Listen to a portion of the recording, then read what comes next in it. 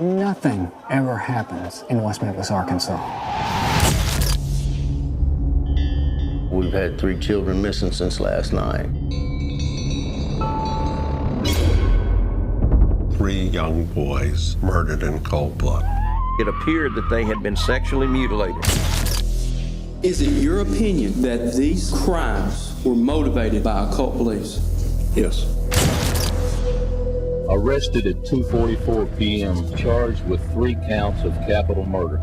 Life imprisonment without parole. Death by lethal injection.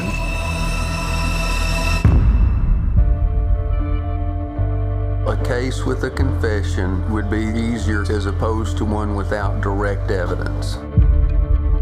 A statement was put in his mouth by the police. They beat up all 3 of them. Then they tied him. And they tied them up. Here's the state of Arkansas refusing to let the truth shine on this case. Did Damien invite you to some meeting? Satanic meeting. I was just a big liar, and I really was.